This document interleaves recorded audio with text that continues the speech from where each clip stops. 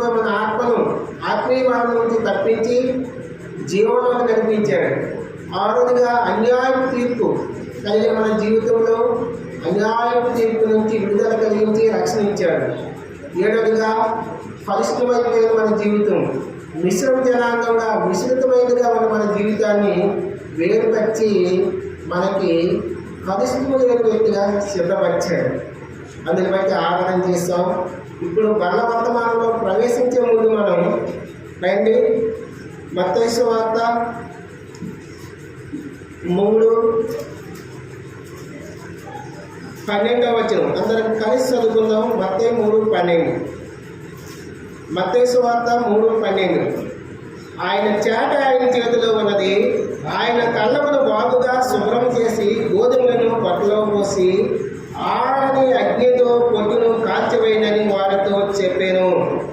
ఆయన చేత ఆయన చేతిలో ఉన్నది. దేవుని చేతిలో చేట ఉన్నది. ఆయన తన కళ్ళమును బాగుగా శుభ్రం చేసి, కళ్ళని ఎలా చేస్తాడు? బాగా శుభ్రం చేసి గోధుమలను పొట్టులో పోసి ఆడని అగ్నితో పొట్టులో కాల్చివేయనని వారితో చెప్పాను. ప్రభువు చేత ప్రభు చేతిలో ఉన్నది. కళ్ళని శుభ్రం చేసి గోధుమలన్నీ పొట్టులో పోస్తున్నాడు. గుంపులన్నీ అగ్నిలో కాల్చివేయబడుతుంది.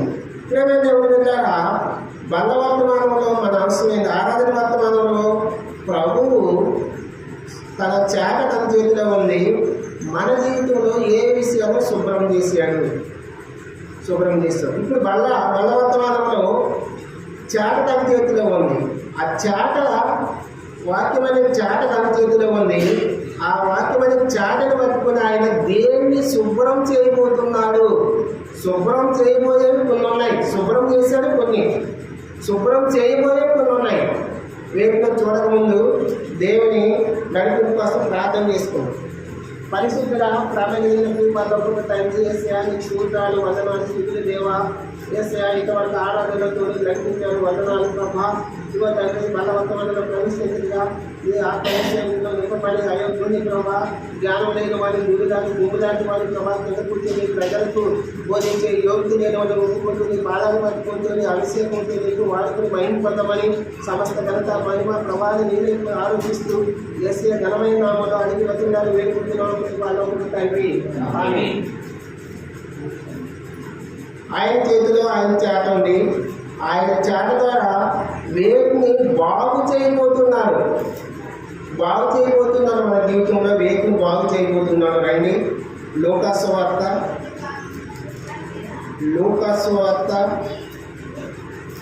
3వ అధ్యాయము లూకా 3:17 చదువుకోండి. లూకాసు వార్త 3వ అధ్యాయం 17. ఆయన చేట ఆయన చేతిలో ఉన్నది. ఆయన తన కళ్ళమును బాగుగా శుభ్రం చేసి తన పట్టులో గోధుమలు పోసి ఆడ అగ్నితో పొట్టును కాల్చివేయడని అందరితో చెప్పాను. మొట్టమొదటిగా దేవుని ఆయన బాగు చేయబోతున్నాడంటే కళ్ళమును బాగు చేయబోతున్నాడు. ఆయన చేట ఆయన చేతిలో ఉంది. ఆ చేట ద్వారా మొట్టమొదటిగా దేన్ని బాగు చేయబోతున్నాడంటే కళ్ళం అంటే తెలుసా? అంతమందికి తెలుసు. కళ్ళం అంటే ఇప్పుడు వరి పంట ఏదైనా వేస్తారు. వేసిన తర్వాత అదల్లా ఎక్కడమంటే ఆ పొలం మీద వదిలేస్తారా? పొలం అంతా అందరిది పొలం అంతా ఒకే దగ్గర ఉంటుందా? అక్కడ కొంత అక్కడ ఉంటుంది. ఆ పంటనంతా తీసుకొచ్చి ఒక్క చోట వేస్తారు. చూస్తారా? అది కళ్ళం అంటాం. దాన్ని ఏమంటాం? కళ్ళం అంటాం. ఆ కళ్ళని ఆ పంట తీసుకొచ్చాడు. పంట తీసుకొచ్చి కళ్ళమామి మన ఇంటి దగ్గర ఉందనుకున్నాం. సపోజ్ ఇంటి దగ్గర తీసుకొచ్చి ఆ ఇంటికి కొంచెం దూరంలో ఉందనుకున్నాం. ఆ పంటనంతా తీసుకొచ్చి ఆ కళ్ళలో అట్లా వేసేస్తామా? ఏం చేస్తాం? ఫస్ట్ కళ్ళాన్ని శుభ్రం చేయబోతున్నాడు. కళ్ళాన్ని శుభ్రం చేసుకోవాలి మనం. కళ్ళాన్ని శుభ్రం చేసుకోమంటే అక్కడ సమతలంగా సమాంతరంగా లేకపోవచ్చు. ఎగుడు దిగుడు ఉండొచ్చు. మన జీవితంలో కూడా ఆత్మీయ జీవితంలో లోట్లు పాటలు ఉండొచ్చు. అక్కడ అనేక చెట్లు ఉండొచ్చు, అనేక బట్టలు ఉండొచ్చు, అనేక పొట్లు ఉండొచ్చు. వాటన్నింటినీ తీసివేసుకోవాలి. ప్రేమేంటంటే ఆయన బాగు చేయబోతున్నాడు. కాబట్టి మన ఆత్మ ఆత్మీయ జీవితంలో ఉన్న లోటుపాట్లు మనం సరి చేసుకోవాలి. అప్పుడే మనం పరలోక రాజ్యంలో నిత్యత్వంలో ఆ కొట్లలో పోయబడిన గోధుమలాగా దాచబడతాం. కొట్లలో గోధుమలు ఎక్కడ వేశారు? కొట్టలో పోసారు. మరి గురుకులు ఎక్కడ వేశారు? అగ్నిలో వేసి కాల్చి వేశారు. ఆయన కళ్ళాన్ని బాగు చేయబోతున్నాడు, శుభ్రం చేయబోతున్నాడు, కళ్ళాన్ని బాగు చేసుకుంటున్నాడు. పలికులు అయితే కళ్ళాన్ని ఎలా బాగు చేస్తారో తెలుసా? దాన్ని సమతలంగా చేస్తాడు. అప్పు డౌన్స్ ఉన్నప్పుడు దాన్ని పాటతో చెక్కి సమానంగా చేసి దాంట్లో నీట్గా ఊడుస్తాం, శుభ్రం చేసుకుంటాం. మనం కూడా వాక్యం ద్వారా మన ఆత్మీయ జీవితాన్ని శుభ్రం చేసుకోవాలి.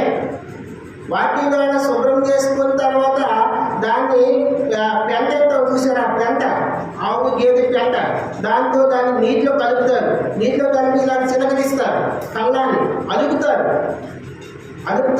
అని మనం కూడా మన జీవితాన్ని వాక్యం ద్వారా అలుపుకోవాలి. మన జీవితాన్ని అలుపుకోవాలి. అతను బాగు చేయబోతున్నాడు కళ్ళాన్ని. దేంతో బాగు చేయబోతున్నాడు? వాక్యంతో బాగు చేసినప్పుడు మనం ఆ కళ్ళాన్ని ఒక రైతు ఎలాగైతే బాగు చేస్తాడో, శుభ్రం చేయబోతున్నాడో, అప్పుడు మనం అది నీట్గా ఉండాలి, అది పరిశుద్ధమైనదిగా ఉండాలి, మంచిగా ఉండాలి. అప్పుడు ఆ పంటనంతా తీసుకొచ్చి రైతు అక్కడ వేస్తాడు. కాబట్టి ఆయన కళ్ళాన్ని బాగు చేయబోతున్నాడు. కళ్ళాన్ని బాగు చేసినప్పుడు ఆ కళ్ళంలో ఉన్న చెత్త చెదారము అదల్లా తీసివేయాలి, తొలగించుకోవాలి. మన ఆత్మీయ జీవితంలో కూడా మన హృదయంలో కూడా చెడ్డ ఆలోచనలు ఉంటాయి, చెడ్డ తలంపులు ఉంటాయి, చెడ్డ కోరికలు ఉంటాయి, అపవిత్రమైన ఆలోచనలు ఉంటాయి, అపవిత్రమైన కోరికలు ఉంటాయి. వాటన్నిటినీ మనం వాక్యం ద్వారా హృదయాన్ని శుద్ధి చేసుకోవాలి. వాక్యం ద్వారా హృదయాన్ని ఏం చేసుకోవాలి? శుద్ధి చేసుకోవాలి. ఆయన బాగు చేయబోతున్నాడు. దేని ద్వారా బాగు చేస్తాడు? ఆయన వాక్యం ద్వారా. చాట ఆయన చేతిలో ఉంది. ఆ వాక్యము, ఈ బైబిల్ లేఖన భాగాలు పరిశుద్ధులైన ఆ దైవ జనులు వాక్యం బోధించినప్పుడు, నువ్వు అనుదినము బైబిల్ ధ్యానిస్తున్నప్పుడు ఆ వాక్యం అనే చాట ద్వారా నీ జీవితాన్ని, నీ కళ్ళము, నువ్వు ఆ కళ్ళము, ఆ హృదయమని బాగు చేసుకోవాలి. ఎప్పటికప్పుడు ఆ హృదయంలో చెడు తలంపులు, ఆ హృదయంలో చెడ్డ తలంపులు తీసివేసుకొని బాగు చేసుకోవాలి, శుద్ధి చేసుకోవాలి. ఆయన రక్తం దగ్గరికి వచ్చి, ప్రభా, నా చెడు తలంపులు, నా చెడు ఆలోచనలు, చెడ్డ తలంపులు, చెడ్డ ఆలోచనలు నన్ను కడుగు, నీ రక్తం ద్వారా నన్ను శుద్ధి చేయి. అలాగైతే ఆ పేడను తీసుకొచ్చి మనం నీళ్ళు కలిపి దాన్ని కళ్ళకి ఇలా వేస్తాం కదా, బాగు చేస్తాము, కళ్ళని నీట్గా కడుక్కుంటాము, శుద్ధి చేసుకుంటాము. మనం కూడా అనుదినము, అనుక్షణము ఆయన వాక్యం ద్వారా మన హృదయాన్ని శుద్ధి చేసుకోవాలి. ఆయన శుద్ధి చేయబోతున్నాడు, కానీ మనం శుద్ధి చేసుకోవాలి. ఆయన వాక్యంగా శుద్ధి చేసుకోవాలంటే మనం విన్న వాక్యానుసారంగా నడుచుకోవాలి. అప్పుడే శుద్ధి చేసుకోగలుగుతాం. ఏదో దైవ సేవకుల నుంచి వాక్యం చెప్తున్నారు, విన్నామా, ఇలా విడిచిపెట్టిపోయామంటే శుద్ధి చేయనట్టుగా ఎక్కడ వేసిన బొమ్మలు అక్కడే ఉంది. ఏమైనా మార్పు ఉందా? మార్పు లేదు. జీవితం మార్చుకున్నామా? ఏమీ మార్చుకోలేదు. ఏం ప్రయోజనం? ఆయన బాగు చేసిపోతున్నాడు కాబట్టి మనం శుద్ధి చేసుకోవాలి, బాగు చేసుకోవాలి. ఆ వాక్యం ద్వారా, ఆయన మాట్లాడినప్పుడు మనం సరి చేసుకోవాలి, బాగు చేసుకోవడం అంటే. ఆ కళ్ళాన్ని ఆయన బాగు చేయబోతున్నాడు, కళ్ళను ఆయన నీట్గా చేయబోతున్నాడు, నీ హృదయాన్ని ఆయన నీట్గా చేయబోతున్నాడు, నీ హృదయాన్ని ఆయన వాక్యం ద్వారా శుద్ధి చేయబోతున్నాడు, నీ హృదయాన్ని ఆయన వాక్యం ద్వారా పలుకుతున్నాడు. మనం పడుకోవాలి, వాక్యం ద్వారా ఎప్పటికప్పుడు సరి చేసుకోవాలి. అప్పుడే గోధుమలైతే ఎట్లాగా కొట్లో పోసి దాసబడిందో అవి పరలోక రాజ్యములు నువ్వు దాసపడతావు, పరలోక రాజ్యములు నువ్వు ఉంటావు.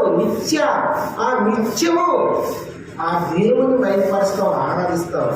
లేదంటే ఒకటిగా మనం ఆయన బాగు చేసినప్పుడు మనము బాగు చేసుకోవాలి, శుద్ధి చేసుకోవాలి. బాగు చేయడం అంటే, ఆయన బాగు చేయడం అంటే ఎట్లా? వాక్యం ద్వారా మనతో మాట్లాడతారు, అప్పుడు మనం సరి చేసుకుని శుద్ధి చేసుకోవాలి. అదే బాగు చేయడం అంటే.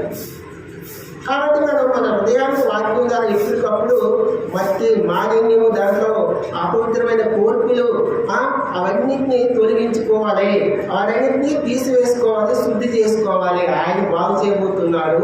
నువ్వు బాగుపడాలంటే నిన్న వాక్యానుసారంగా నడుచుకుంటే బాగుపడతావు. అప్పుడు కొత్తలో పోయబడతావు, దాసపడతావు. దాసపడిన గోధుమ గింజ పరలోక, ఆ గోధుమ గింజ ఎవరు దాసపడిన గోధుమ గింజే పరలోక రాజ్యంలో ఉండబడతాయి. దాయిపోయిన పొట్టిలో పోసిన గోధుమ గింజ పరలోక రాజ్యంలో ఉంటుంది. బయట ఉన్న గోధుమ గింజ ఏమవుతుంది? పొట్టి ఏమవుతుంది? దానిలో పొట్టు కాల్చబడుతుంది అగ్నిలో. ఆ కాల్చబడిన పొట్టల్లా ఆ లోకానుసారమైన జీవితం జీవించేవాడు. ఆ దాసపడిన గోధుమ గింజ ఆయన జగతికి పునాది వేయబడక మునుపు నిన్ను నన్ను తన చుట్టూ ఏర్పాటు చేసుకున్నాడే. వారే ఆ గోధుమ గింజలుగా సిద్ధపరచబడిన వారు మాత్రమే పట్టులో పోయబడతారు. ఆయన బాగు చేయబోతున్నప్పుడు నువ్వు బాగు శుద్ధి చేసుకోవాలి, మన లోపాన్ని సరి చేసుకోవాలి. కొంతమంది మన లోపాన్ని సరి చేసుకోవాలి. ఆయన వేటిని బాగు చేయబోతున్నారు? కళ్ళను బాగు చేయబోతున్నారు. కళ్ళము, ఆ హృదయం అనే కళ్ళంలో మనం ఉన్న చెడ్డ ఆలోచనలు, చెడ్డ తలంపులు మనం తీసివేసుకొని శుద్ధి చేసుకోవాలి. రెండోది చూద్దామండి. మత్తయి సువార్త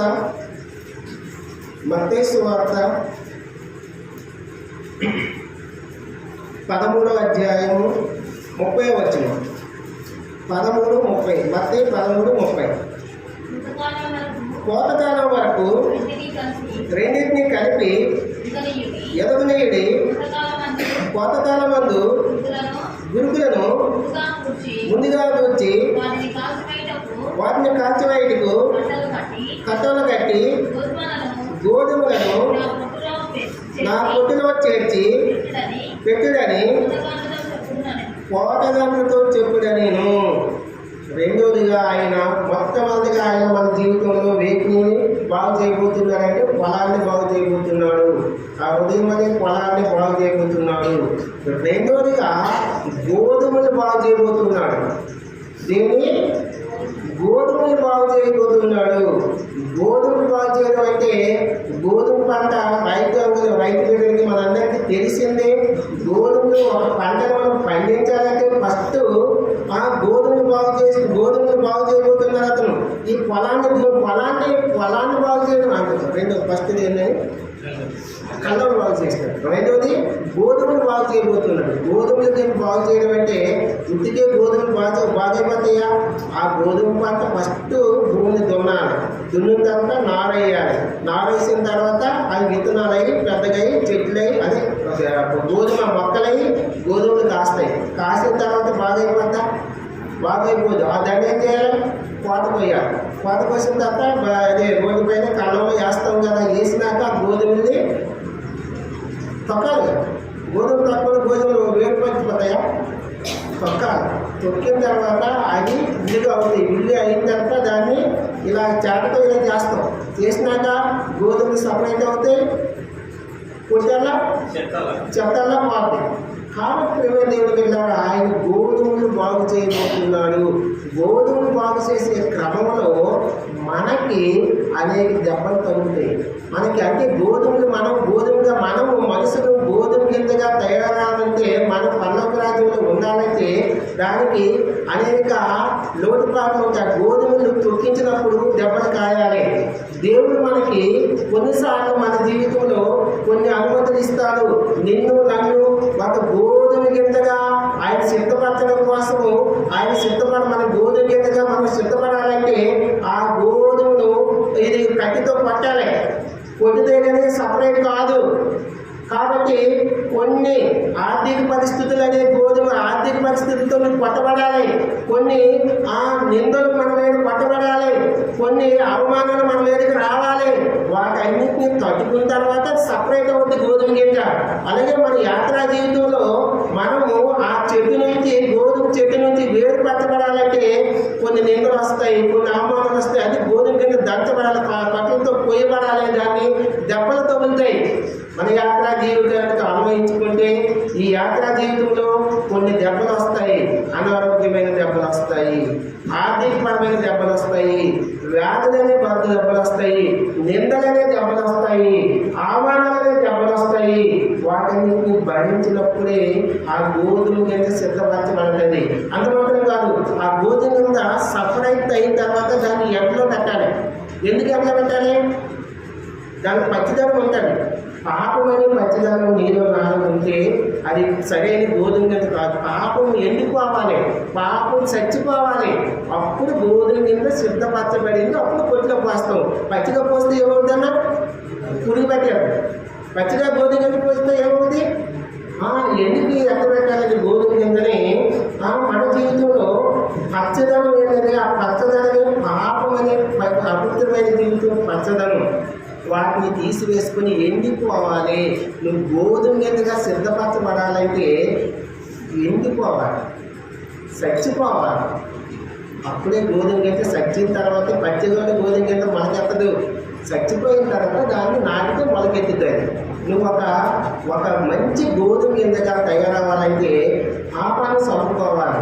ఈ లోకంలో ఉన్న పాపాన్ని చంపుకోవాలి, తీసివేసుకోవాలి. ప్రభావం నా పాపాన్ని తీసివేయడం కోసం, నా అపరాధాలను తీసివేయడం కోసం ఈ లోకంలోకి వచ్చి నువ్వు మరణించి, నువ్వు పరిహరించి, నీ ప్రాణాన్ని పణంగా పెట్టి నాకు ఒక నిజమైన గోధుమ గింజగా సిద్ధపరచడం కోసము నువ్వు దున్నబడ్డావు. నువ్వు ఎన్నో దెబ్బలు తిన్నావు, నువ్వు ఎన్నో గాయాలు పరచబడ్డావు, ఎన్నో నిందలు అవమానాలు భరించావు. ఆయన భరించాడా లేదా? భరించాడు. నిందలు భరించాడా? అవమానాలు భరించాడా? కొడాదెబ్బలు తిన్నాడా? ఎందుకు? నిన్ను నన్ను ఒక గోధుమ గింజలాగా చేయబోతున్నాడు ఆయన. చేయబోవడం కోసం, చేయబోయే క్రమంలో ఇవన్నీ వస్తాయి.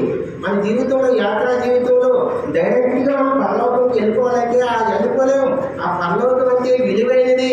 ఆ పరలోకం అంటే వెల ఇచ్చి కొనలేనిది, చాలా అమూల్యమైనది. ఈ లోకంలో ఎంతో మంది ధనవంతులు ఉండొచ్చు.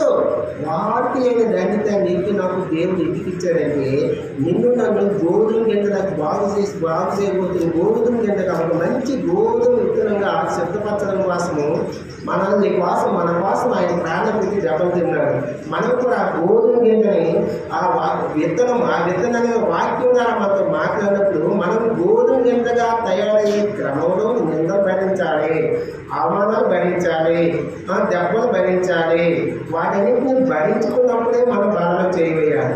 చిన్నదైన నిందలు వస్తాయి, గ్యారంటీ.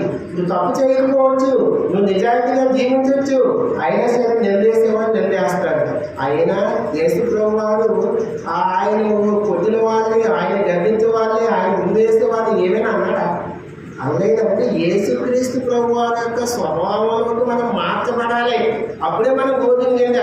అంతేగాని ఎవరో ఏదో అన్నారనుకుని చెప్పిన మాటలు విని వాళ్ళ మీద లేనిపోని మాటలు చెప్పేసి వాళ్ళ మీద పాపగించుకొని వారి మీద మనం మౌనంగా ఉంటే దేవుడు తన పని చేస్తాడు. ఏది నిజమో, ఏది వాస్తవమో, ఏది అబద్ధమో నీకు తెలుసు. నువ్వు గోధుమ గింజగా ఉన్నప్పుడు నువ్వు మన పాపం వల్లన్నీ చచ్చిపోవాలి. మనం చచ్చిపోవాలి. ఒక విధంగా చెప్పాలంటే అన్ని విషయాల్లో చచ్చిపోవాలి. ఈ లోక సంబంధమైన అన్ని విషయాలు చెడిపోవాలి. అప్పుడే నిజమైన గోధుమ గింజలాగా నువ్వు ఉంటావు. ఆయన గోధుమలను బాగు చేయబోతున్నాడు. గోధుమలు బాగు చేయడం అంటే నిన్ను నన్ను ఆ గోధుమ గింజలాగా సువర్ణం వలె తీర్చిదిద్దాలనుకుంటున్నాడు. అప్పుడు ఈ ఆటుపోట్లన్నీ వస్తాయి, వాటన్నిటిని భరించాలి. శ్రమలు 9 దినాలు బైబిల్లో రాయబడింది. శ్రమలు 10 దినాలే రాయబడింది. శ్రమలు 9 దినాలే, ఆటుపోట్లు 9 దినాలే. వాటన్నింటినీ భరిస్తేనే తప్ప నువ్వు గోధుమ గింజలాగా సిద్ధపరచబడవు.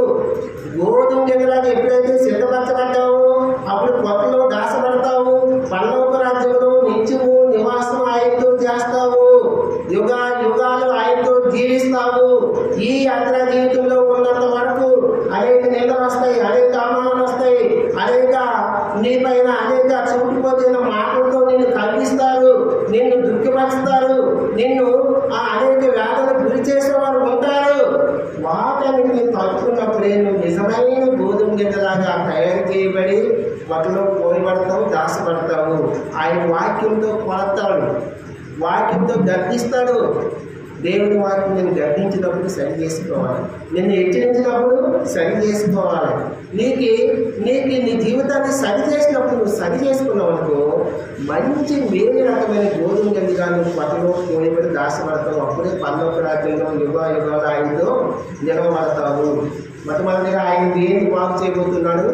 కళ్ళాన్ని బాగు చేసినప్పుడు, ఉదయం కళ్ళాన్ని బాగు చేసినప్పుడు బాగు చేసుకోవాలి. రెండవదిగా గోధుమలు బాగు చేస్తున్నాడు. గోధుమలు బాగు చేసినప్పుడు మనలో ఉన్న పాపం జీవితాన్ని వాటన్నింటినీ చంపుకోవాలి. ఆ పచ్చదనం గోధుమలో ఉంటుంది చూసారా, అది పాపానికి స్వాదేశంగా ఉంది. అది చచ్చిపోవాలి, పాపం చచ్చిపోవాలి, పరిశుద్ధపరచబడాలి. అలాంటి జీవితం ఉందా, లేదా గోధుమ గింజలో పచ్చిగా ఉన్నప్పుడు ఉన్న పాప స్వభావం వల్ల ఉందా చూసుకోవాలి. ఆ పాపాన్ని తీసివేసుకోవాలి, ఆ పాపాన్ని చంపుకోవాలి.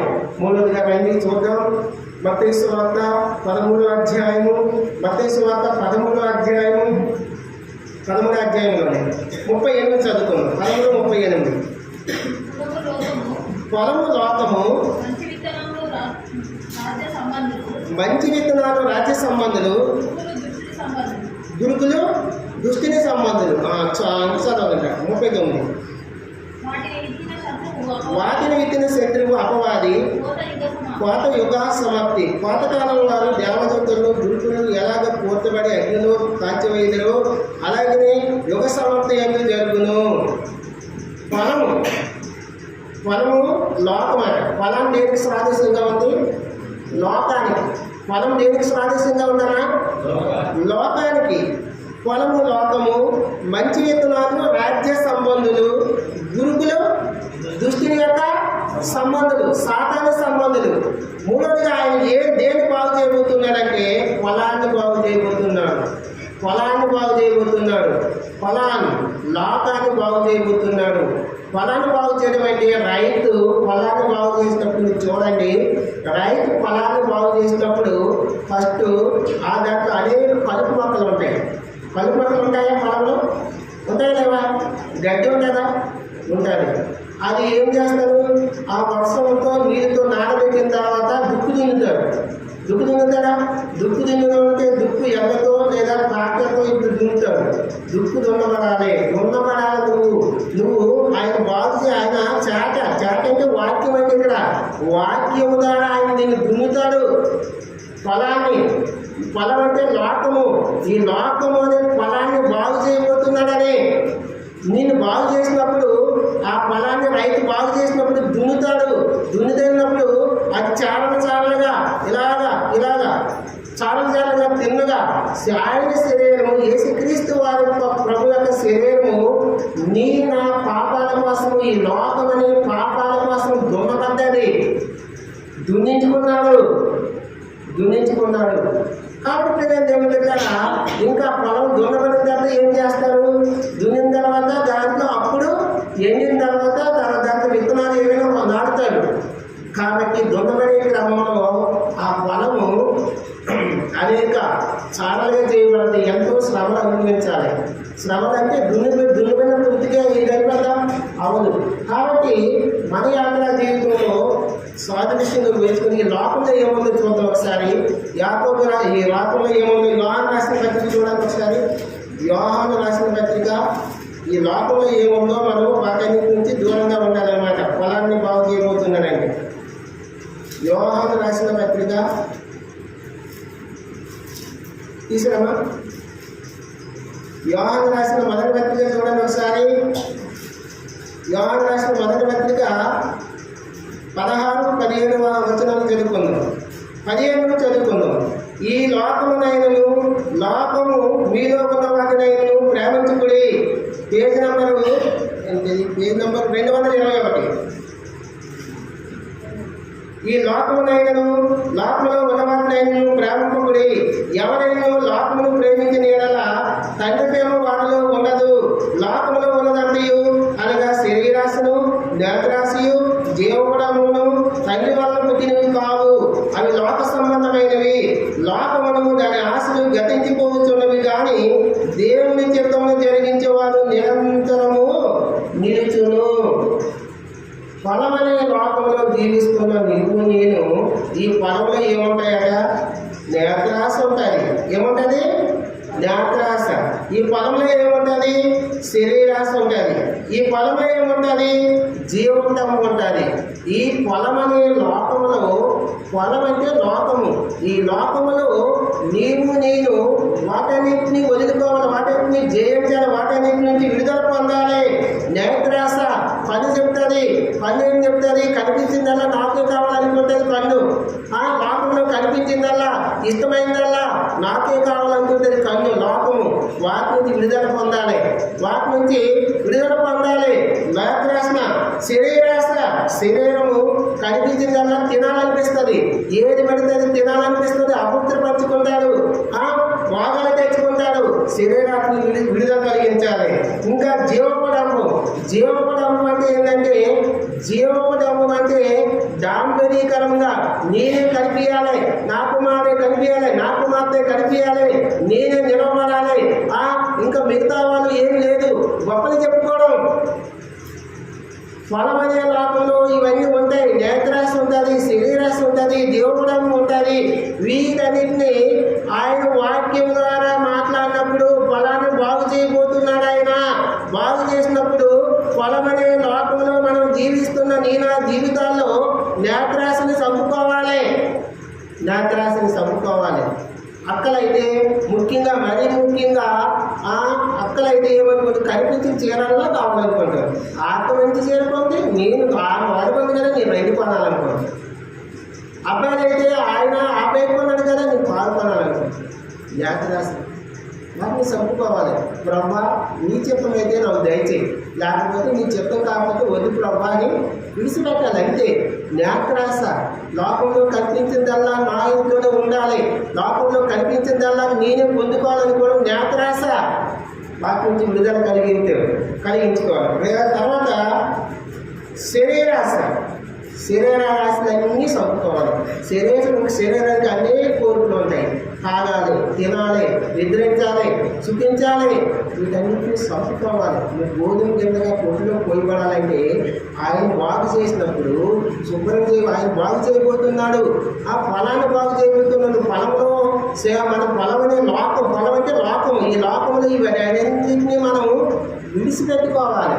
విడిచిపెట్టుకుంటేనే మనము గోధుమ కిందలాగా తయారవుతాము, సిద్ధపరచబడతాము. తర్వాత జీవపడము.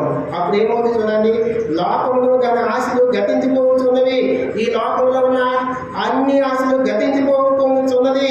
దేవుని చిత్తము జరిగించేవాడు నిరంతరము నిలిచును. తండ్రి చిత్తం జరిగించాలి. ఈ లోకంలో తండ్రి ఏ చిత్తం ప్రకారం యేసుక్రీస్తు ప్రభువాన్ని ఈ లోకానికి పంపించాడు. సమస్త మానవాల యొక్క పాపములు పరిహరించడం కోసము తన ఏకైక కుమార్ని ఈ లోకానికి రిక్తుడిగా పంపించాడు. ఎందుకని పంపించాడంటే ఈ సమస్త మానవాళి అందరూ పరలోకంలో ఉండాలి. ఎవరైతే నా వాక్యానికి లోబడి ఈ లోకంలో తన జీవితాన్ని సరి చేసుకుంటారో, నేత్రాశను, శరీరాశను, జీవపదార్థాన్ని చంపుకొని నాలో నిలిచి ఉంటారో వాళ్ళ పరలోక రాజ్యంలో, నిత్య రాజ్యంలో ఉండాలని తండ్రి చిత్తం జరిగించిన వారిని నిలిచును. తండ్రి చిత్తం జరిగించడం కోసం మనం జరిగిస్తే నిరంతరం నిలిచి ఉండేవారు ఉంటాము. కాబట్టి ప్రేమ వెళ్ళారా, ఆయన ఫలాన్ని రైతు ఎట్లా దున్నుతాడో ఆ దున్నబడినట్టుగా మనం ఈ లోకంలో దున్నబడాలి. కొన్ని శ్రమల ద్వారా దున్నబడాలి. కొన్ని శ్రమలు వస్తాయి, అనుమతిస్తారు. ఉత్తికే మనం పరలోక రాజ్యంలో పోవాలంటే పోలేము. శ్రమల ద్వారా పోతే ఎవరికైతే శ్రమలు వస్తున్నాయో వారు దున్నబడుతున్నారు, సిద్ధపరచబడుతున్నారు. గోధుమ గింజలా సిద్ధపరచబడుతున్నాము. అర్థం చేసుకోవాలి. దున్నబడకుండా డైరెక్ట్గా పరలోక రాజ్యంలో ప్రవేశించాలంటే ఏ శ్రమలు లేకుండా, ఏ నిందలు లేకుండా, అవమానాలు లేకుండా ఉద్యోగ పరలోక రాజ్యంలో బహుమానాలు ఉండవు. వారి క్రియ చొప్పున ప్రతి వారికి ఇచ్చి జీతం సిద్ధపరిచిన జీతం నా యొద్ద ఉన్నది. ఈ లోకంలో యేసుక్రీస్తు ప్రభువారి సువార్త ప్రకటించినప్పుడు ఎంతో మంది దైవ సేవకులు, ఎంతో మంది భక్తులు, ఎంతో మంది సువార్తకులు గాయపరచబడుతున్నారు, దున్నబడుతున్నారు.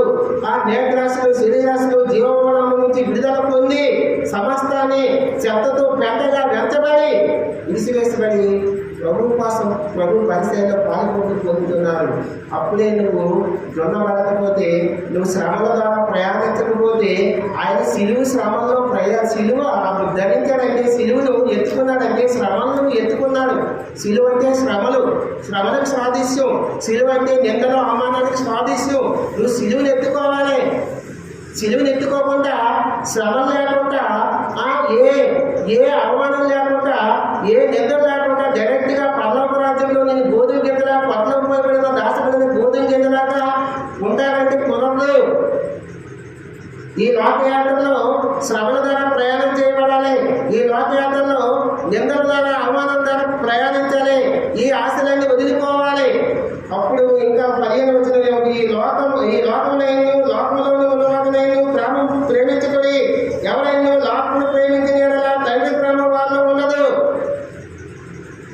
లోకాన్ని ప్రేమిస్తే తండ్రి యొక్క ప్రేమ ఉండదు అని వాక్యం సెలవిస్తుంది. కాబట్టి ఈ లోక సంబంధమైన నేత్రాశ, శరీరాశ, జీవగుణాన్ని మనం చంపుతున్నప్పుడే మనం ఆయన పొలమును బాగు చేయబోతున్నాడు.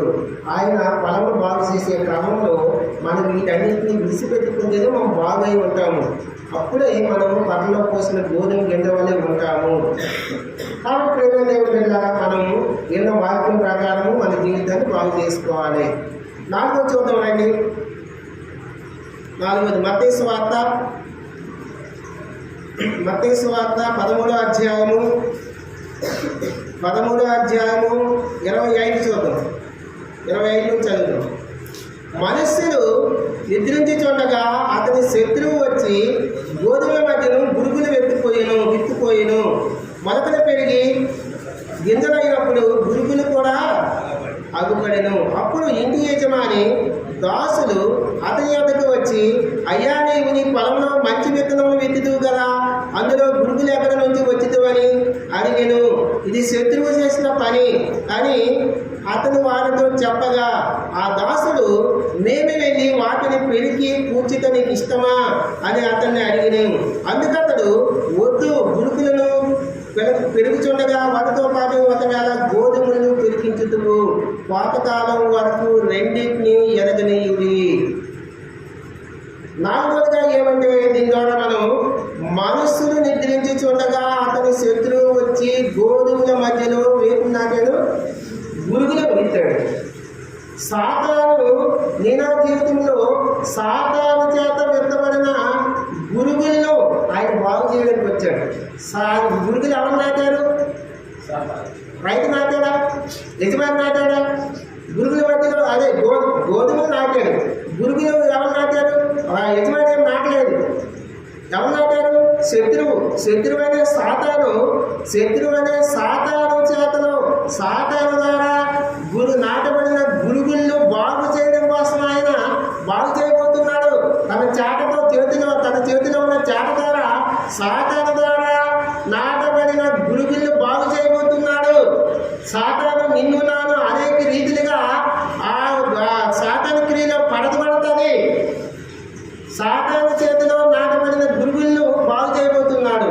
మనం ఏ స్థలాలకు వెళ్ళి సాతాను చేతిలో పడిపోతున్నాం?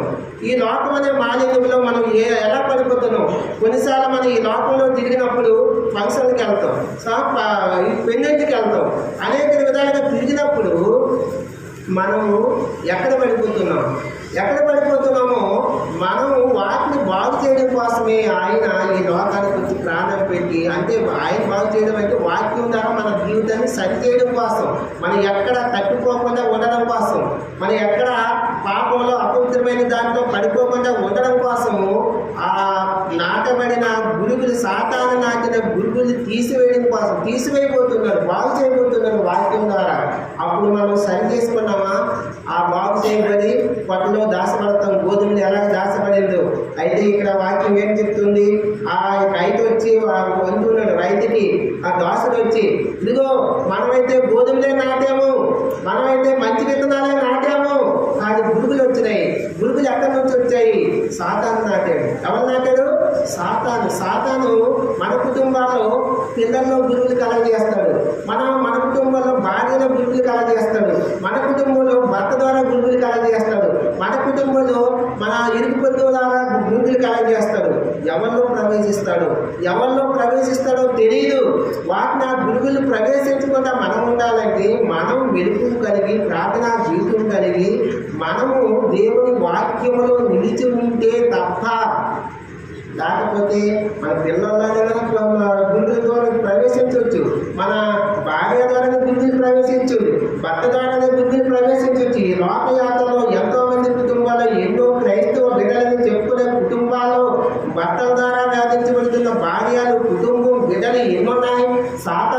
నాటిపోతుంది.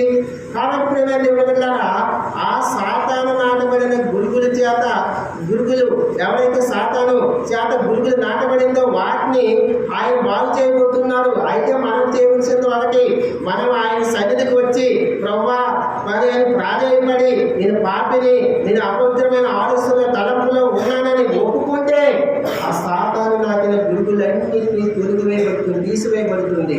ఆ గురుగులన్నింటినీ తొలగించబడుతుంది. అప్పుడు గురుగులు పోతే ఏముంటాయి? అక్కడ గోధుమలో ఉంటాయి. గురుగులు లేకపోతే ఏముంటాయి? గోధుమలో ఉంటాయి. ఆ గోధుమలు ఎక్కడ పోయి పడతాయి? పొట్టలో దాసపడతాయి, పోయి పడతాయి. గురుగులు పొట్టు ఎంత అగ్నితో కాల్చివేయబడతాయి. కాబట్టి ప్రేమ దేవుని బిడ్డలారా, మనము సాతాను చేతిలో నాటబడిన గురుగులు ఆయన బాగు చేయడానికి రెడీగా ఉన్నాడు. కానీ మనం బాగు చేయించుకోవాలి. మనం బాగు చేయించుకోవడం అంటే ఎప్పుడు బాగు చేయించుకోగలము? ఆయనకు ఇచ్చి సమయం ఇవ్వాలి, ఆయన సన్నిధిలో గడపాలి. మనకు ప్రార్థనా జీవితం ఉండదు, విశ్వాస జీవితం ఉండదు, ఆనందించే జీవితం ఉండదు. బాగుపడాలంటే బాగుపడాలి. ప్రార్థనా జీవితం కలిగి జీవించాలి, విశ్వాస జీవితం కలిగి జీవించాలి, ఆయన సన్నిధికి రావాలి. ఆయన వాక్యం ద్వారా మనం సరి చేసుకుంటే బాగవుద్ది. లేకపోతే గురుగులేదో పెరిగిపోతాయి, గోధుమలుగా ఉంటాయి. అప్పుడు పాతకాలం అంటే ఏంటంటే తీర్పు దినం రాగానే నీ భర్త గురుగు ఉన్నాయనుకో, నీ భార్య గురుగ్గా ఉందనుకో, నీ పిల్లలు గురుగ్గా ఉన్నారనుకో, అగ్నిలో వేసి కాల్చబడతాం. కాబట్టి ఆ గురువు లాంటి మన జీవితాలు గోధుమలు గింజల్లాగా ఆయన మార్చాలనుకుంటున్నాడు. అయితే మనం ఏం చేయాలంటే ఆయన పాఠశాలకు వచ్చి ఆయన ఆరాధించాలి, ఆయన వాక్యాన్ని ధ్యానించాలి, ఆయనతో సావాసం కలిగి జీవించాలి. ప్రార్థనా జీవితం, ఆత్మీయ జీవితం, విశ్వాస జీవితం కలిగి ఉండాలి. అప్పుడే గురువులు లాంటి మన కుమార్తె కావచ్చు, మన భార్యని కావచ్చు, భర్తలు కావచ్చు, వాళ్ళు మార్చబడాలంటే, గోధుమలుగా సిద్ధపరచబడాలంటే మనము దేవునితో సావాసం కలిగి ఉండాలి. అప్పుడే ఆ గురువులన్నీ గోధుమలుగా మార్చబడతాయి. ప్రేమ దేవుని బిడ్డ, మనం అప్పుడు ఎలా అయితే జీవిస్తున్నామో అప్పుడు దాన్ని బట్టి మనం ఆయన బాగు చేయడానికి వచ్చినప్పుడే మనం బాగు చేసుకోవాలంటే వాక్యం మనతో మాట్లాడినప్పుడు అప్పుడు సరి చేసుకోవాలని. 5వ చూద్దాం రండి. మత్తయి సువార్త 21:19. మత్తయి సువార్త 21:19.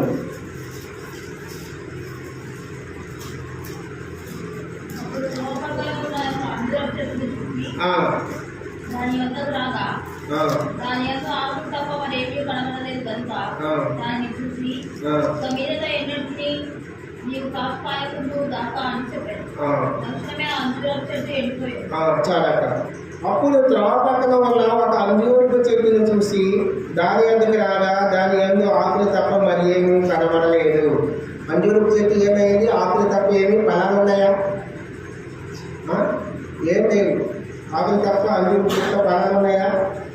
మరేమీ కనబడలేదు. కనుక దాన్ని చూసి ఇటు మీదట ఎన్నటికీ నువ్వు కాపు కాయకుందు అని చెప్పాను. తక్షణమే ఆ అంజూరపు చెట్టు ఎండిపోయిన అంజూరపు చెట్టు లాంటి ఎండిపోయిన జీవితాన్ని బాగు చేయడానికి వచ్చాడు ఆయన. అంజూరపు చెట్టు ఏమైంది? ఇక్కడ ఎండిపోయింది. ఏమైందమ్మా? ఫలాలు ఉన్నాయా? ఎండిపోయింది. అంజూరపు చెట్టు ఎండిపోయింది. అంజూరపు చెట్టుని బాగు చేయడానికి వచ్చాడు. బాగు చేయడానికి కోసం బాగు చేయబోతున్నాడు. ఎండిపోయిన అంజూరపు చెట్టుని బాగు చేయబోతున్నాడు. లోకాసు వార్తలో చూడండి ఒకసారి, దాని గురించి ఉంటుంది. లోకాసు వార్త 13వ అధ్యాయంలో చూడండి ఒకసారి. లోకాసు వార్త 13వ అధ్యాయంలో అంజూరపు చెట్టు గురించి ఉంటుంది. లోకాసు వార్త 13వ అధ్యాయంలో 13:6 చదవండి అక్కడ.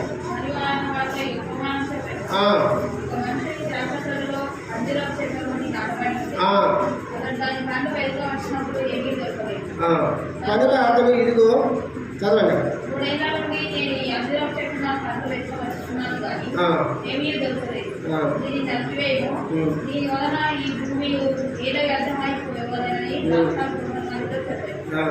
అయితే వాడు, అయ్యా నేను దాని చుట్టూ త్రవ్వి ఎరువై మటుకు ఈ సంవత్సరం కూడా ఉండదు, ఫలించినా సరే నేను ఎలా నరికించిపోయమని అతను. ఇక్కడ యజమానుడు ఒక ద్రాక్ష తోట ఉంది. ద్రాక్ష తోటలో అంజూరపు చెట్టు ఉంది. ఆ అంజూరు చెట్టు ఎన్ని సంవత్సరాల నుంచి ఫలించలేదట? 3 సంవత్సరాల నుంచి. 3 సంవత్సరాల నుంచి ఫలించకపోతే తోట యజమాని ఏమవుతున్నాడు? అయ్యా 3 సంవత్సరాల నుంచి చూస్తున్నా ఈ అంజూరు చెట్లు ఫలించే లేవు, ఫలాలు లేవు, ఎండిపోయి ఉంది, దీన్ని తీసివేసి రైతు పడేసే అన్నప్పుడు ఆ రైతు ఉన్నాడు కదా తోటమాలి ఏం చెప్తున్నాడు? అయ్యా ఈ సంవత్సరం కూడా నేను ఉంచు, నేను ఎరువేస్తా, నీరు పోస్తా, ఫలించలేదనుకో అప్పుడు తీసిపడేది. ఈయన జీవితాల్లో ఫలింపు లేని జీవితంలో అంజూరు చెట్టు ఎండిపోయి ఎట్లా ఉందో దాన్ని బాగు చేయడానికి ఆయన వచ్చాడు. వాక్యం ద్వారా వచ్చాడు. ఆయన శరీరధారిగా లోకానికి వాక్యం ద్వారా శరీరధారిగా వచ్చాడు. వాక్యాన్ని ధరించుకున్నారు. ఆ వాక్యం మన దగ్గరికి వచ్చినప్పుడు మనము ఎప్పుడో రచన మానసు బాప్తీసం తీసుకున్నాం. అయినా సరే ఫలాలు లేని వాడుగా అంజూరు చెట్టు ఎట్లా ఎండిపోతుందో అదే స్థితిలో ఉన్నామనుకో, ఆయన బాగు చేయబోతున్నాడు వాక్యం ద్వారా. ఏం ద్వారా? ఎరువు పెడుతున్నాడు. వాక్యం అనే ఎరువు నీరు పెడుతున్నాడు. ఆ వాక్యం ద్వారా మనతో మాట్లాడినప్పుడు ఆ ఎరువుని నీటిని ఆ చెట్టు ఎప్పుడైతే పీల్చుకుందో అప్పుడు అది చచ్చిపోయిన చెట్టు సిగిరించి పువ్వులు పోస్తుంది మొలకెత్తి. కాబట్టి ఎండిపోయిన మన ఆత్మీయ జీవితము ఆయన వాక్యం ద్వారా మాట్లాడినప్పుడు మనం ఆ వాక్యానుసారంగా సరి చేసుకున్నప్పుడు ఆ ఎండిపోయిన ఆత్మీయ జీవితాన్ని సిగిరింపు చేస్తాడు. ఆయన ఎండిపోయిన ఆత్మీయ జీవితాన్ని సిగిరింపు చేస్తాడు. అప్పుడు మనం ఫలాలు కాస్తాం. అప్పుడు మనం ఆత్మీయ ఫలాల వల్ల సమృద్ధిగా ఉంటాయి. ఆ అంజూరపు చెట్టు ఏ స్థితిలో ఉందో, ఎండిపోయి ఏమీ లేక ఆకులు తప్ప ఏమీ లేని స్థితిలో, ఎండిపోయే స్థితిలో ఉందో మన ఆత్మీయ జీవితం కూడా ఆయన బాగు చేయబోతున్నాడు. వాక్యం ద్వారా మనతో మాట్లాడినప్పుడు ఆ వాక్యం మనతో మాట్లాడినప్పుడు మనం సరి చేసుకుంటే బాగు చేస్తాడు. సరి చేసుకోకపోతే అంజూరపు చెట్టు 3 సంవత్సరాల నుంచి ఎలాగ ఫలాలు లేకుండా ఉందో అట్లానే ఉంటుంది. మన ఆత్మీయ జీవితం కూడా నేను 20 సంవత్సరాలు, 30 సంవత్సరాలు, 40 సంవత్సరాల నుంచి మందిరానికి వస్తుందంటే ప్రయోజనం లేదు. వాక్యం నీతో మాట్లాడినప్పుడు నువ్వు ఫలవంతమైన జీవితము ఆ ఎండిపోయిన చెట్లాగా ఉన్నావనుకో ఏం ప్రయోజనము? 3 కాళ్ళ చెట్టే ఉన్నావు, ఏం ప్రయోజనము? పువ్వులు లేవు, కాయలు లేవు, పండ్లు లేవు. మన ఆత్మీయ జీవితం కూడా దినదినము ఆ వాక్యం ద్వారా మనం సరి చేసుకున్నప్పుడు ఫలించేవాడిగా ఉంటాము. ఆ వాక్యం మనతో మాట్లాడినప్పుడు సరి చేసుకుంటే ఫలాలు పువ్వులు వస్తాయి, కాయలు కాస్తాయి, పళ్ళు వస్తాయి. ఫలవంతమైన జీవితం. గలతీయులకు రాసిన పత్రిక 5:22 ఉంటాయి. ఆత్మఫలాలు ప్రేమ, సంతోషము, సమాధానము, దీర్ఘశాంతము, దయాలత్వము అవన్నీ నేను ఉండాలంటే ఆ 3 బారిన చెట్లాగే ఉంటావా? ఈ ఆత్మఫలాలు పొందుకొని ఉంటావా? నీ ఇష్టం. ఆత్మఫలాలు పొందుకోవాలంటే ఆయన వాక్యం ద్వారా మాట్లాడినప్పుడు సరి చేసుకోవాలి. ఆ 3 బారిన జీవితం సిగ్గింపు చేసి ఇవన్నీ పొందుకుంటావు. లేదా వాక్యాన్ని సరి చేసుకోలేదు, నువ్వు ఎన్ని సంవత్సరాల మందిరానికి వచ్చినా ఎక్కడ వేసిన గొంగలి అలాగే ఎలాగో ఉందో, కదలకు లేదా జలము లేక నీ జీవితంలో మార్పు లేక ఎలా ఉండవో అలాగే ఉంటావు. వాక్యం ద్వారా సరి చేసుకున్నావు, జీవితంలో మార్పు వస్తుంది. జీవితంలో మార్పు వచ్చి నువ్వు ఆత్మీయ జీవితం దినము అభివృద్ధి చెంది ఆత్మఫలాలు పొందుకొని ఉంటావు. అప్పుడే పొట్టలో పోసబడిన గోధుమ గింజ వలె నువ్వు సిద్ధపరచబడి ఉంటావు. వాక్యం నీతో మాట్లాడినప్పుడు అప్పుడు ఎండిపోయిన అంజూరపు చెట్టులాగా ఉంటావా? వాక్యంతో సరి చేసుకొని ఫలించే అంజూరపు చెట్టుగా ఉంటావా? Choice is yours. నీ చేతుల్లోనే ఉంటాయి. కాబట్టి దేవుని బిడ్డలారా, ఎండిపోయిన అంజూరపు చెట్టుని బాగు చేయడానికి ఆయన రాబోతున్నాడు, బాగు చేయబోతున్నాడు ఆయన వాక్యం ద్వారా. అప్పుడు సరి చేసుకుంటే నువ్వు బాగుపడతావు. లేకపోతే ఎండిపోయిన స్థితిలోనే ఉంటావు. మన ఆత్మీయ స్థితి ఎండిపోయిన స్థితిలోనే ఉంటుంది. ప్రాణదాన జీవితం ఉండదు, ఆత్మీయ జీవితం ఉండదు, ఆనందించే జీవితం ఉండదు, దేవుని బిడ్డలతో సావాసం ఉండదు, దేవునితో సావాసం ఉండదు. ఆయనకి వేరుగా ఉండి మనం ఏమీ చేయలేము. ఆయనతో అంటుకట్టబడి ఉంటేనే ఫలిస్తాం, అది గ్రహించాలి. ఆయనకు వేరుగా ఉండి మనం ఏమి చేయలేము, మనం ఫలించలేము. ఆయనతో అంటుకట్టుబడి ఉండాలండి. ఇది చెట్టు ఉంది, చెట్టు కొమ్మని నరికేసి బయటకు వేస్తాము, అది ఫలిస్తారా? ఎందుకు వద్దా? మనం కూడా అంతే. ఆయనతో అంటుకట్టబడి ఉంటే ఫలిస్తాము, ఫలవంతమైన జీవితం ఉంటుంది, లేకపోతే ఎండిపోతాం. అంతే, సింపుల్.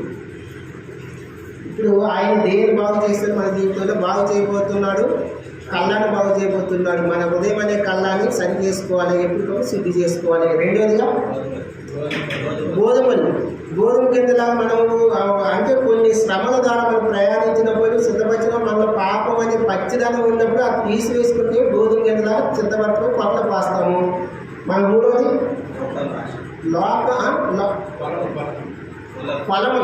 లోకం అనే ఫలముని ఆయన బాగు చేయబోతున్నాడు. ఈ లోకంలో నేత్రాశ, శరీరాశ, జీవనం అంటే వాటి విడుదల కలిగి చేస్తేనే మనం ఫలం బాగు చేసుకునేది అవుతుంది. వాటన్నిటిని విడిచిపెట్టుకుంటే అప్పుడే ఆ గోధుమ అయితే పక్కన పోయబడద్ది. నాలుగోదిగా సాతాను చేత నాటబడిన గురుకులను బాగు చేయడానికి వచ్చాడు. సాతాను చేత నాటబడిన గురుకులని పిగనించుకోవాలి. ఐదవది ఎండిపోయిన జీవితం. అంటే అంజూరపు చెట్టు ఎలాగైతే ఎండిపోయిన జీవితం ఉందో దాన్ని బాగు చేయడానికి వచ్చాడు, సరి చేసుకోవాలి. ఇప్పుడు చూద్దాం. ఆరోది యెషయా గ్రంథం దిగండి.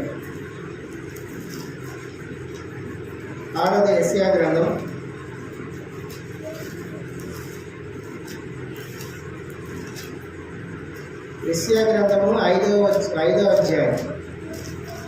యెషయా గ్రంథం 5వ అధ్యాయము 2వ వచనం చూడండి. ఆయన దాన్ని బాగుగా త్రవ్వి శ్రేష్టమైన ద్రాక్ష తీగలను నాటించను. దాని మధ్యన బురుజు ఒకటి వేయించి ద్రాక్ష తొట్టిని తొలగించెను.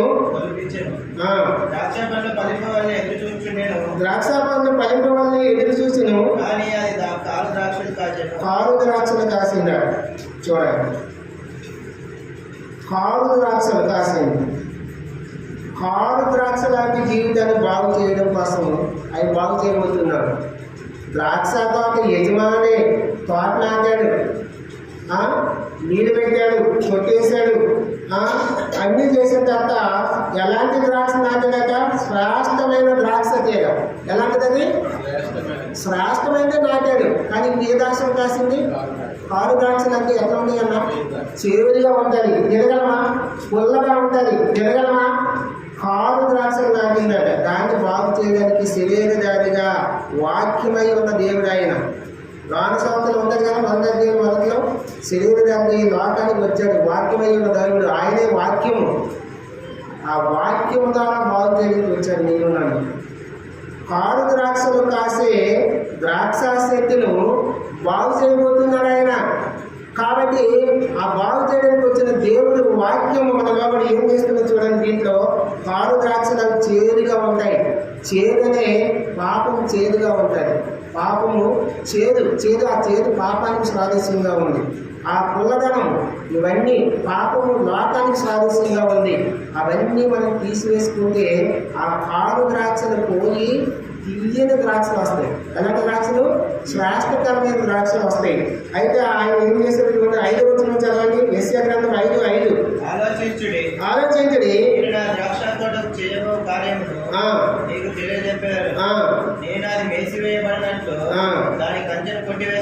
కంచెను కొట్టివేసేదను, దాని గోడను పడబట్టి దాన్ని పాడు చేసేదను, అది శుద్ధి చేయబడదు, అయితే చాలండి, ఆగండి, తర్వాత చూద్దాం. సరే, 6వ కూడా చదువు. సరే, వాక్యం ద్వారా ఆయన మనల్ని కారు ద్రాక్షలుగా ఉన్న నిన్ను నన్ను బాగు చేయడానికి వచ్చినప్పుడు మనం ఆయన ఎంతవరకు నీ చుట్టూ నా చుట్టూ కంచెను కొట్టి కంచె ఎంతవరకు కంచించాడు. ద్రాక్షాశాస్త్రంకి ఏమిచ్చాడు? కంచేసాడు కాబట్టి మనం ఈరోజు సజీవ లెక్కలో ఉన్నాం.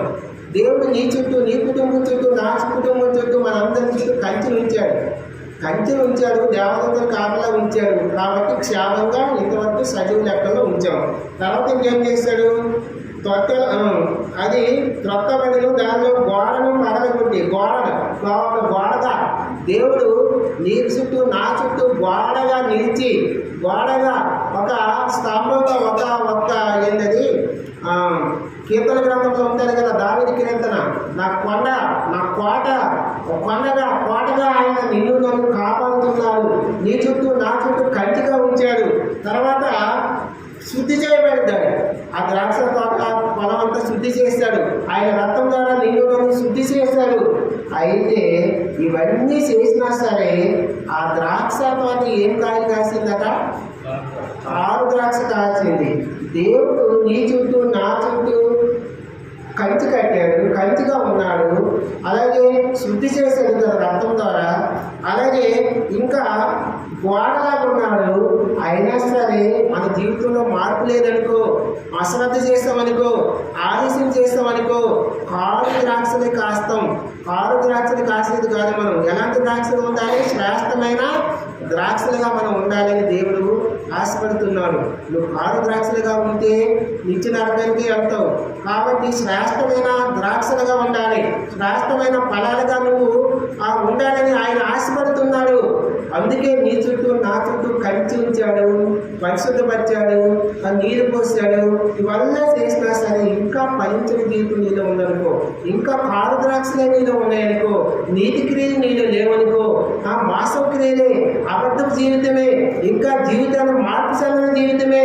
ఎప్పుడైతే రక్షణ మార్పు బాప్టిజం లేదో అప్పుడున్న అబద్ధ జీవితం ఉంది, మాసం జీవితమే ఉంది, నీతి క్రియలు లేవు, అపవిత్రమైన జీవితమే ఉంది, పరిశుద్ధత లేదనుకో, నీ జీవితంలో మార్చుకోలేదనుకో, ఇంకా నువ్వు 6 ద్రాక్షలు కాసినందుకే, 6 ద్రాక్షలు కాసినందుకే శ్రేష్టమైన ఫలాలు ఎప్పుడు పొందుకుంటావు? శ్రేష్టమైన ఫలాలు పొందుకోవాలంటే ఆయనతో మనం నిలిచి ఉండాలి. ఆయనలో నిలిచి ఉంటే, ఆయనలో వాక్యానుసారంగా మనం సరి చేసుకుంటే మన క్రియలు మార్చుకోవాలి. ఒకప్పుడు మారుమనస్సు పొందాలి. మనం మారుమనస్సు అంటే ఏంటంటే మనం ఉన్న అలవాట్లు, ఒకప్పుడు తాగుబోతువి, ఇప్పుడు దేవుని సేవించినప్పుడు తాగుబోతుగా లేకపోవడం మారుమనస్సు. ఒకప్పుడు మోసగాడివి, ఇప్పుడు మోసం చేయడం మానేస్తావు, మారుమనస్సు పొందావు. ఒకప్పుడు దొంగవి, ఇప్పుడు నీతిమంతుడయ్యావు, మారుమనస్సు పొందావు. నువ్వు మారుమనస్సు లేకుండా, జీవితం మార్చుకోకుండా, మార్పు చెందిన జీవితం లేకుండా ఉన్నావంటే నువ్వు 6 ద్రాక్షలు కాసినట్టుగా, 6 ద్రాక్షలు ద్రాక్షలాగా ఉన్నట్టుగా జీవితం మారలేదు. ఏం ప్రయోజనము? 6 ద్రాక్షలుగానే ఉన్నావనుకో, ఆయన రాబోతున్నాడు, ఎప్పుడు వస్తాడో, ఏ గడిలో వస్తాడో తెలియదు. అప్పుడు నువ్వు ఏం చేయబడతావు? అగ్నితో కాల్చబడతావు. అగ్ని ఆగదు, పురుగు సావదు. కాబట్టి ప్రియమైన దేవుని బిడ్డలారా, నువ్వు 6 ద్రాక్షగా ఉంటావా, లేదు శ్రేష్టకరమైన ద్రాక్షగా, శ్రేష్టకరమైన గోధుమ గింజగా ఉండి ఆ పరలోక రాజ్యంలో నిత్యము నిలుస్తావా? నీ ఇష్టం. నువ్వు జీవితాన్ని మార్చుకొని మారుమనస్సు పొంది ఉన్న వాటిని, చెడ్డ అలవాట్లు, చెడ్డ క్రియలు, లోక సంబంధమైన అలవాట్లు, వాటన్నిటి నుంచి విడుదల పొందితేనే నువ్వు శ్రేష్టకరమైన ద్రాక్షావళిగా, శ్రేష్టకరమైన ద్రాక్ష గెలగా నువ్వు ఉంటావు. లేదా 6 ద్రాక్షలు పూసినట్టుగా. 6 ద్రాక్షలు ఎప్పుడు చేదుగానే ఉంటాయి, లోకానికి పాపానికి స్వాదస్యంగా ఉంటే, మళ్ళీ నువ్వు పాపాన్ని జరుపుకుంటున్నావంటే, మళ్ళీ నువ్వు లోకంలోనే ఉంటున్నావంటే, లోక మాలిన్యంలోనే జీవిస్తున్నావంటే నువ్వు 6 ద్రాక్షలలో ఉన్నట్టుగా శ్రేష్టమైన ద్రాక్షలుగా ఉండాలని దేవుడు ఆశపడుతున్నాడు. ఆ 6 ద్రాక్షలను బాగు చేయడానికి ఆయన వచ్చాడు. శరీరధారిగా వాక్యం ధరించుకుని ఆయన వచ్చాడు. ఆయనే వాక్యమై ఉన్నాడు. ఆ వాక్యమే యేసు ప్రభువై ఉన్నాడు. ఆ వాక్యం నీ దగ్గరికి వచ్చినప్పుడు నువ్వు మార్చబడాలి, నీ జీవితాన్ని బాగు చేసుకోవాలి. నీలో ఉన్న 6 ద్రాక్ష స్వభావాలు ఏమన్నా తొలగించుకొని శ్రేష్టకరమైన ద్రాక్షావళిగా నువ్వు సిద్ధపరచబడాలి. నెక్స్ట్ మత్తయి సువార్త రండి, చివరిగా మత్తయి సువార్త 25వ అధ్యాయం. మత్తయి సువార్త 25వ అధ్యాయము. టైం చాలా అయిపోయినట్టు ఉంటే మత్తయి సువార్త 25వ అధ్యాయము, 25వ అధ్యాయం మత్తయి సువార్త 25:32 చదువుకున్నాం. చివరిగా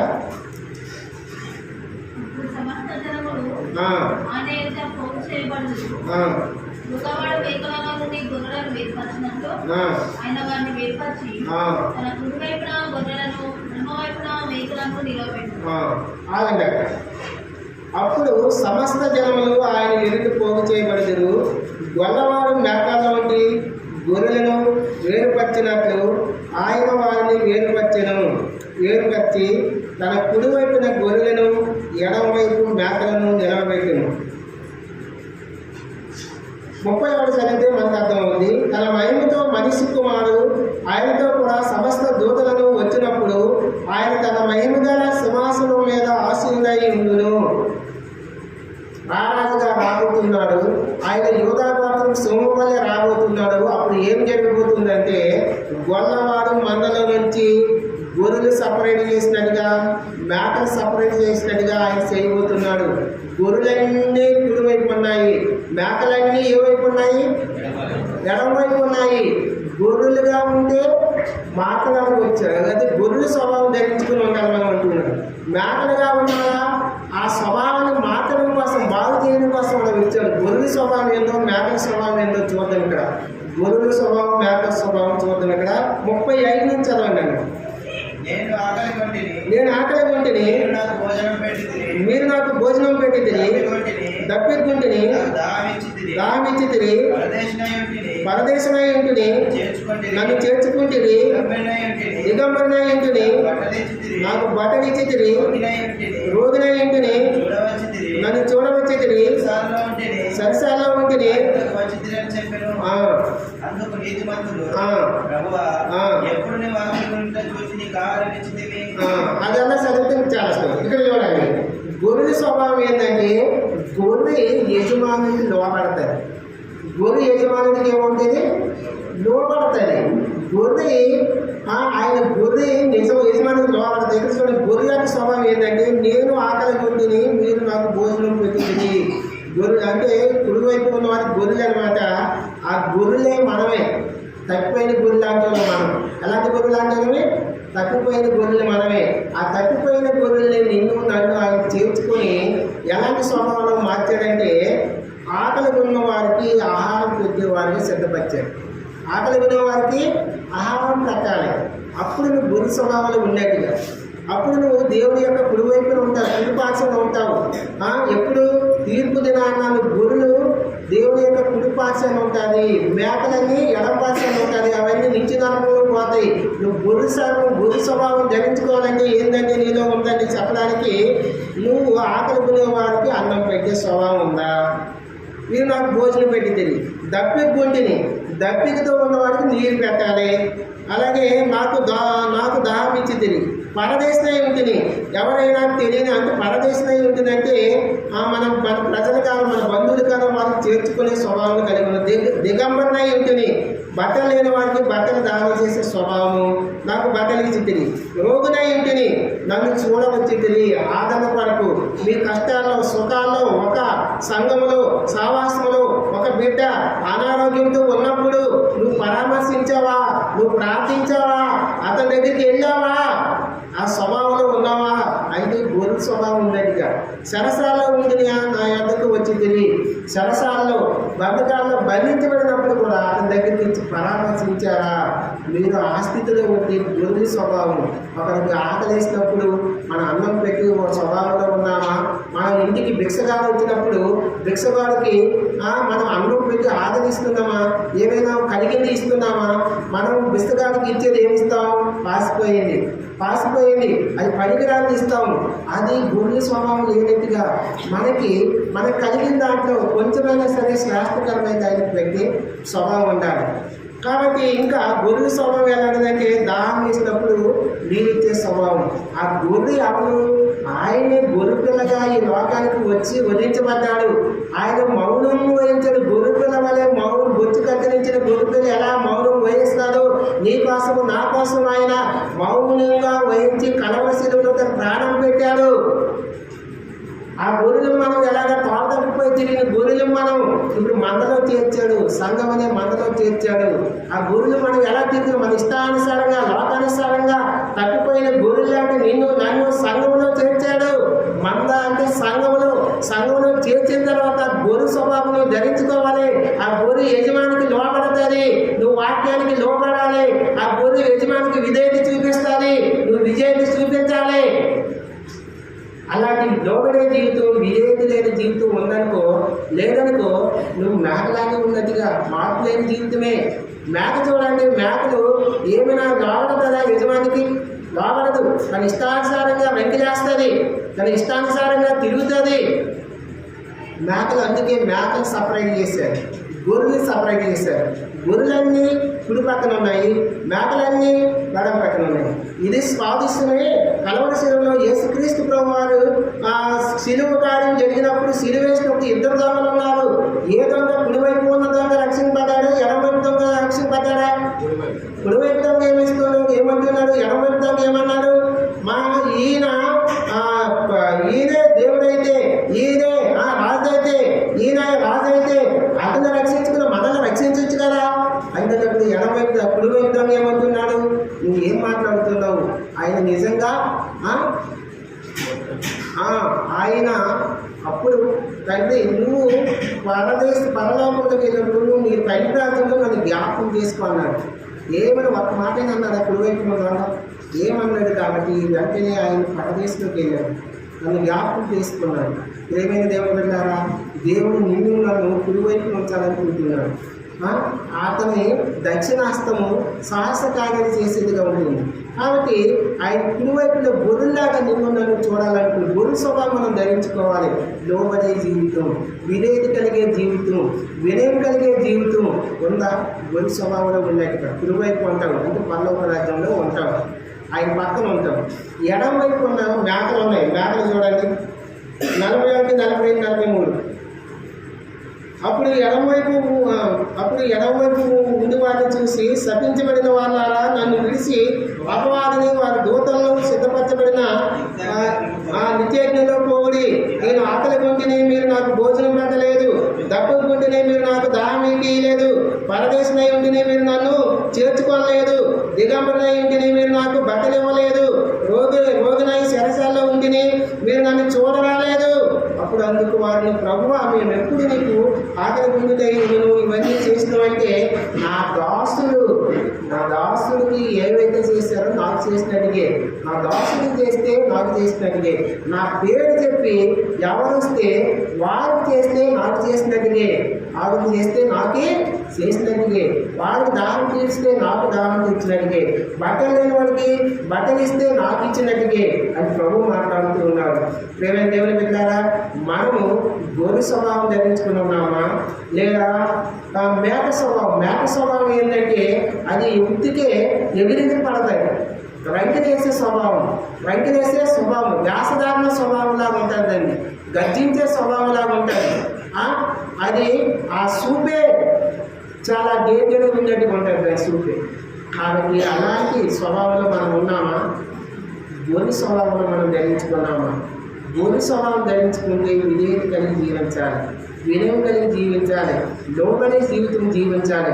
అప్పుడే మనము కుడివైపు ఉంటాము, అప్పుడే మనం పరలోక రాజ్యంలో నిత్యము ఆయనతో ఉంటాము.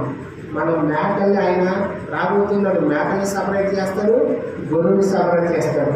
తీర్పు దేవుడు అయితే జరగబోతుంది. కాబట్టి నువ్వు గొర్రె స్వభావం ధరించుకున్నావా? ఓకే, నిత్య నరకంలో తగ్గించబడతావు. మేక స్వభావం ధరించుకున్నావా? నువ్వు నిత్య నరకంలో అగ్నిలో కాలిపోతావు, అగ్ని ఆడదు, పురుగు చావదు. కాబట్టి మనము ఆయన నా జీవితాల్లో ఏమి బాగు చేయబోతున్నారు? మొట్టమొదటిగా కళ్ళను బాగు చేయబోతున్నావు. హృదయం అనే కళ్ళను బాగు చేసినప్పుడు నువ్వు వాక్యం ద్వారా శుద్ధి చేసుకున్నావో సరే బాగుపడతావు. గోధుమలు ఎలాగైతే పొట్టలో పెడతావో అలా దాచబడతావు. రెండవదిగా గోధుమలను బాగు చేయబోతున్నాడు. గోధుమలు బాగు చేసేటప్పుడు ఆ గోధుమలో ఉన్న అంటే కొట్టబడినప్పుడు గోధుమలు కొట్టబడినప్పుడు నువ్వు విధేయత చూపించి లోబడితే ఆ గోధుమలు ఎలాగ సిద్ధపరచబడితే ఆ గోధుమలను పచ్చిదనం తీసివేయబడి పాపాన్ని స్వభావాన్ని తొలగించుకొని ఉంటే నువ్వు మంచి గోధుమ మీదగా సిద్ధపరచబడి పొట్టలో పాస్తావు, పోయబడతావు, దేవుని రాజ్యంలో ఉంటావు. మూడవదిగా ఫలాన్ని సిద్ధపరచబడదు. ఫలాన్ని ఆయన బాగు చేయబోతున్నాడు. ఆ ఫలమనే లోకంలో స్వభావంలో శరీరాశ, నేత్రాశ, జీవపదము ఈ లోకంలో ఉన్నాయి. వాటన్నిటినీ విడిచిపెట్టుకుని వస్తే నిరంతరం నిలుస్తావు. లేదా అదే నాకు కావాలంటే, ఈ లోకధనమే నాకు కావాలంటే, నాకు నేత్రాశలే కావాలి, నాకు శరీరాశలే కావాలి అనుకుంటే సంసోను ఎలా నష్టపోయాడు. నేత్రాశ శరీరాశకి వెళ్ళిపోయి సంసోను తన ప్రాణాన్ని సైకిల్ చేత బంధించబడ్డాడు, సాతానుతో బంధించబడ్డాడు. ఏమైనా మీరు అలాగా సంసోనులాగా మనం కూడా బంధించబడతామా? లేదా వాటన్నిటిని విడిచిపెట్టుకొని బాగు చేసుకొని ఈ లోక ఆశలన్నిటి నుంచి విడుదల చేసుకొని ఆ బలమైన హృదయాన్ని మార్చుకుంటామా? మీ ఇష్టం, మన ఇష్టం, అది మన చేతిలో ఉంది.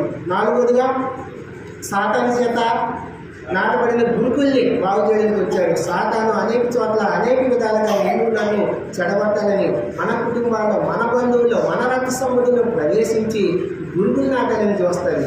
అయితే నువ్వు నా గురుగులు తొలగించుకోవాలంటే దేవుని సన్నిధిలో మాట్లాడటం ఒకటి, దేవుని సన్నిధిలో కన్నీరు కార్చాలి, దేవునితో సావాసం కలిగి జీవించాలి, దేవుని సమయాన్ని దేవుడికి ఇవ్వాలి. దేవుని సమయాన్ని దొంగిలించి మనం ఎన్నో రీతిగా నష్టపోతున్నాం.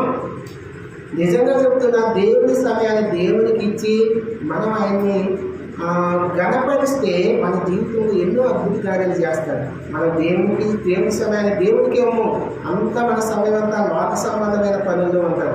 డ్యూటీ చేసుకోవచ్చు, పని చేసుకోవచ్చు, బాధం లేదు. అది అయిపోయిన తర్వాత దేవుని సమయాన్ని దేవునికి ఇవ్వాలి.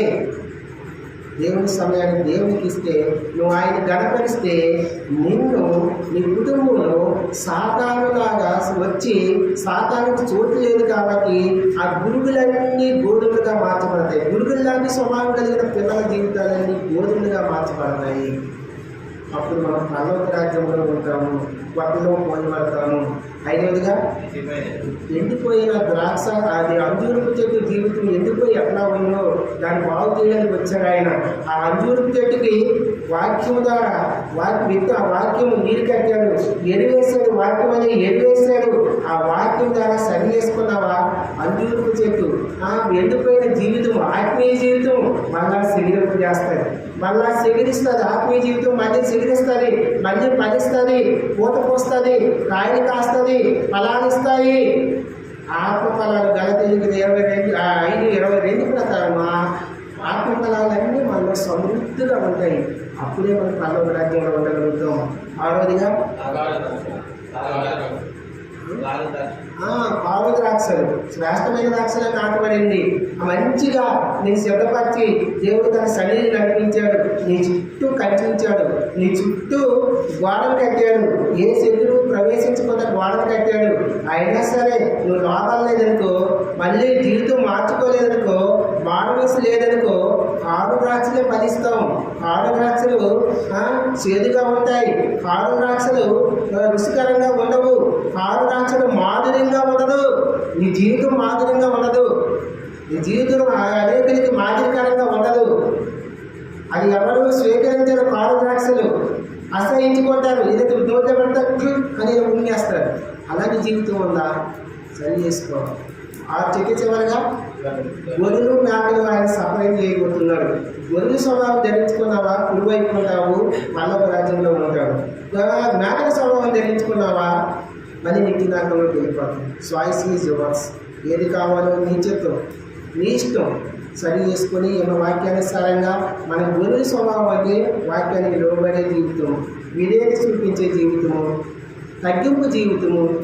గొర్రె మౌనంగా ఎలా వెళ్ళిపోతాం వడకు తీసుకెళ్ళినప్పుడు తగ్గింపు జీవితము. ఇవన్నీ ఉంటే మన గొర్రెల స్వభావం ధరించుకుని ఉన్నట్టుగా పరలోక రాజ్యంలో ఆయన కుడి పక్కన ఉంటాము. కుడి పక్కన ఉన్న దొంగ స్వాదేశం ఇదే. ఎలాగైతే పరదేశం వెళ్ళాడో అలా మనం పరలోకంలో ఉండబోతున్నాము. దీని వాక్యానుసారంగా సరి చేసుకుని మనం యోగ్యమైన రీతిలో పాల్గొంటుకుందాం. మోకరించండి.